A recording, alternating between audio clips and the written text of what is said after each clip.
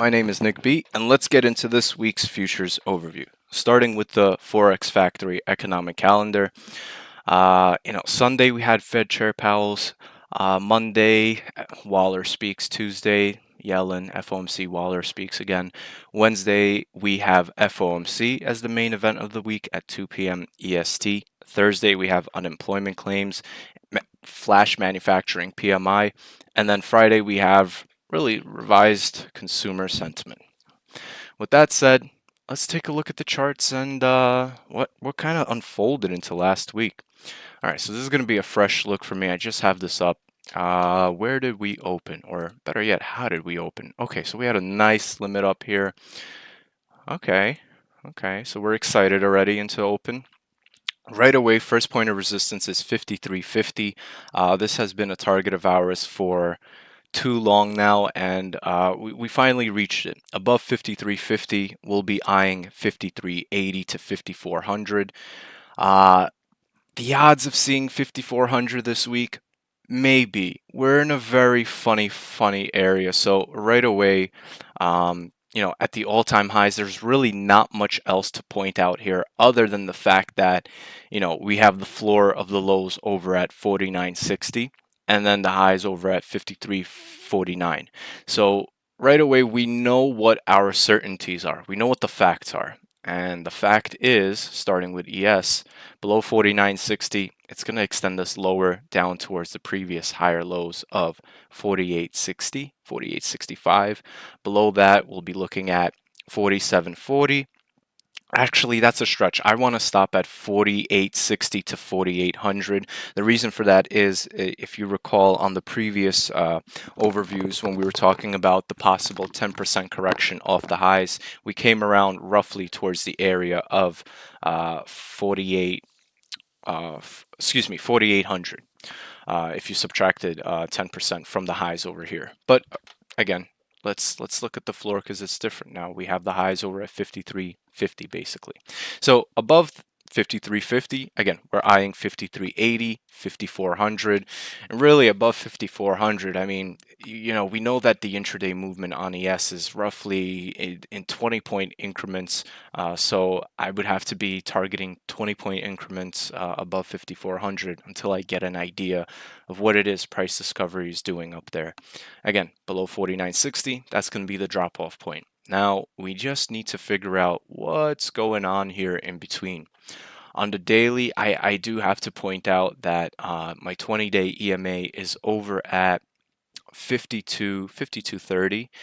The 50 we can leave alone, and as of recent on the daily, we bounced right off of the 100-day EMA, which was again roughly around 5,000 was the area.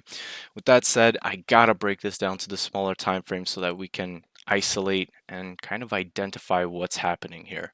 So we move down to the 4-hour, and again, I don't really want to pay attention too much to what's going on here because it doesn't matter. We're not in these areas yet. We know the fact is either above 53.50 we go higher or below 49.60 we go lower. But again, we're in a very interesting level here of price action. So I'm going to zoom in a bit, take a closer look.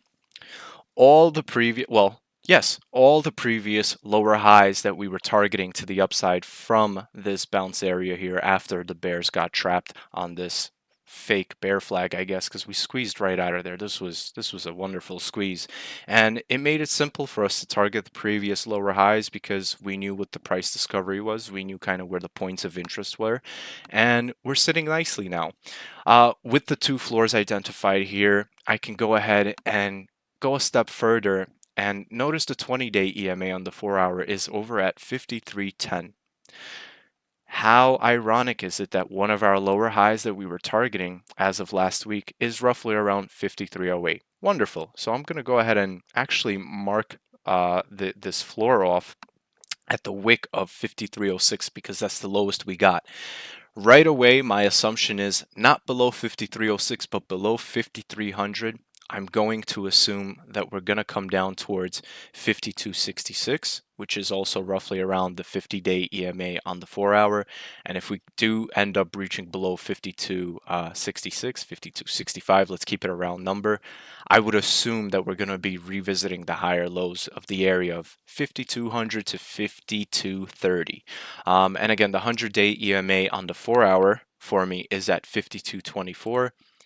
Let's pull up the daily real quick and go back to where our fifth is this. Oh, yes. And going to our daily, the 20-day EMA is around the same area of the 4-hour 100-day EMA. Interesting. So those are going to be interesting bottom line supports for the week, I would say. If we cannot get above the highs, I think the first assumption is we're going to come down towards 52.30, I would say. And then again, if on the daily we end up closing this week below 52.30, the assumption is we may be revisiting the bottom floor, the bottom levels of this floor, and really below 52.30, I would assume 5200. 5100 is a steep drop. I mean, I don't see much supports below 5200 other than 5037.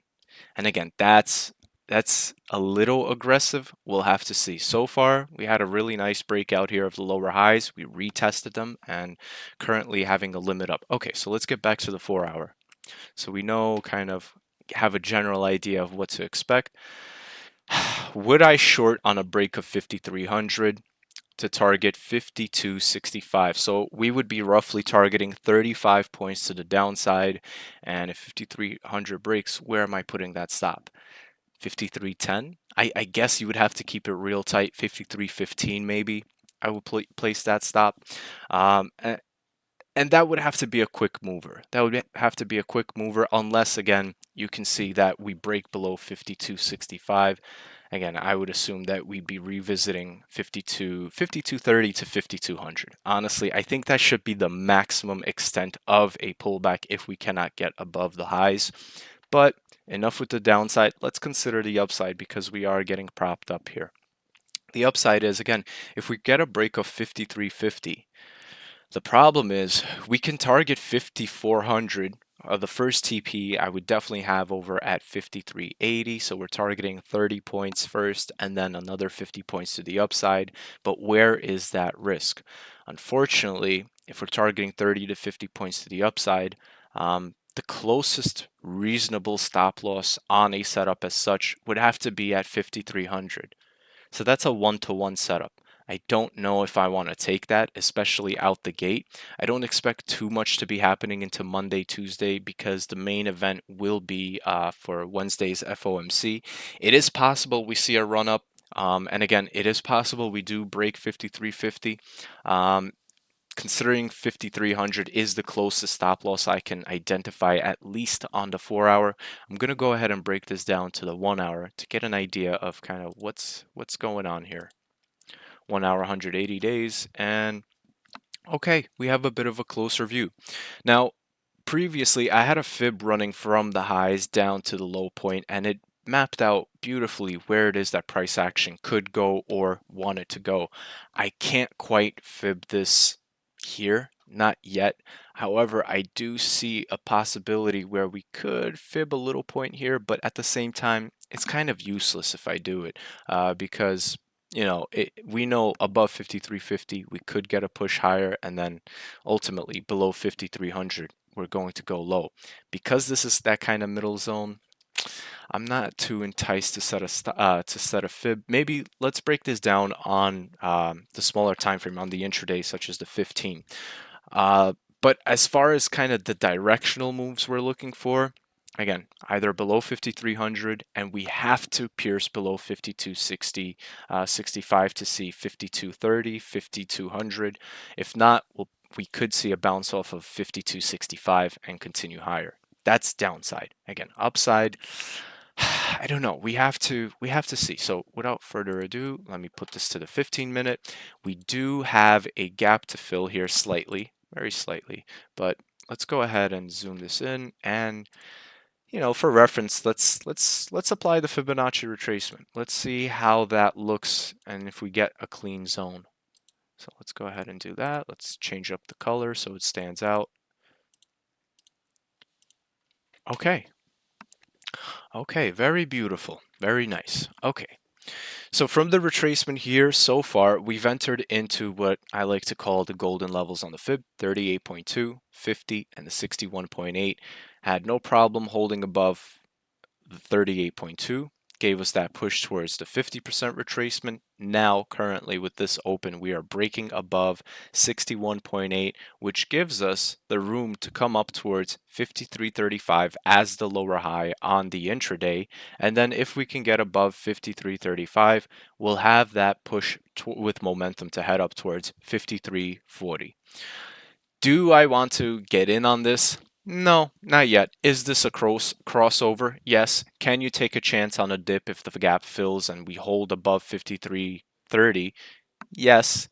But again, keep in mind, let the orders come in, let it kind of figure out what it wants to do, because at the end of the day, I think on Monday is when we will see the tone of the market. This is a nice prerequisite, but again, this doesn't mean anything yet, because what we've identified is an either or.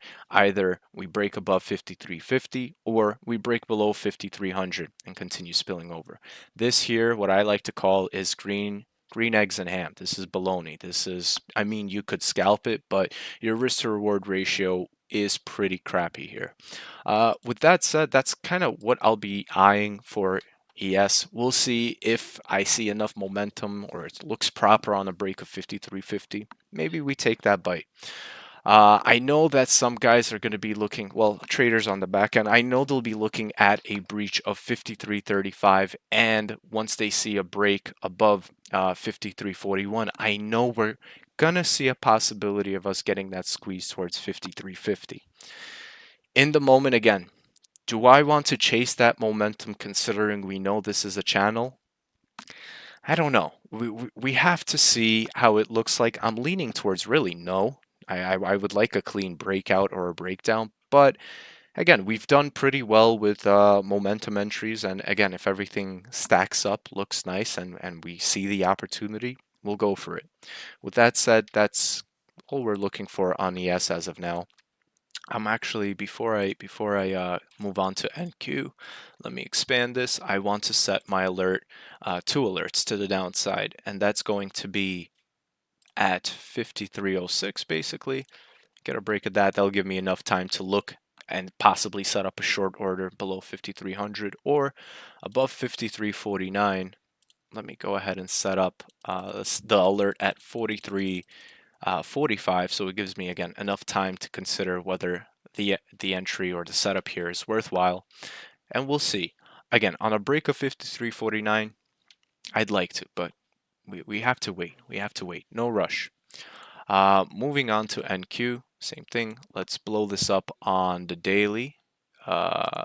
Daily. Let's clear up the drawing set as well. Now, this is not enough of a daily, I think, for me. Let me see the weekly. Okay. Let me go back to the daily real quick. Okay, you know what? No, I don't need to expand the weekly. I can just do 2 years daily, and that gives me everything I need to know. This is bullish. This trend is definitely bullish. We're above our previous all-time highs and lower highs, and similar to what we did with ES, let's identify the current in the now zone, and that is going to be at the wick of 17. I know the low is at 17,113, so let me get it as close there as possible, and then the high is at currently now at 18,760. Okay, so again, the fact is either below 17,113 and the Bears get to say they win because you're going to see a little bit of a flush, maybe possibly down to 16,300. That's a stretch. That is a total stretch. Again, overall, I think that into the year we do end up higher on equities all around. And at most, if we cannot get above the highs here, let's see if we can pull back to at least a daily 20 EMA, because that has served us in the past as a very, very valid support just overall. So The 20-day on the daily, real quick, let's identify that. That is going to be 18,244. Very interesting. I was calling out last week also. We were a little bit early. We did get in a little bit early on that short. That's okay though. If you caught it in the chat, I was calling out 18,300 as the possible target to the downside. So seeing that the 20-day is in the vicinity of 18,244, roughly the 18,300 area too, could be the pullback area we come down to. And again, if it holds as support, wonderful. We should be able to see a bounce.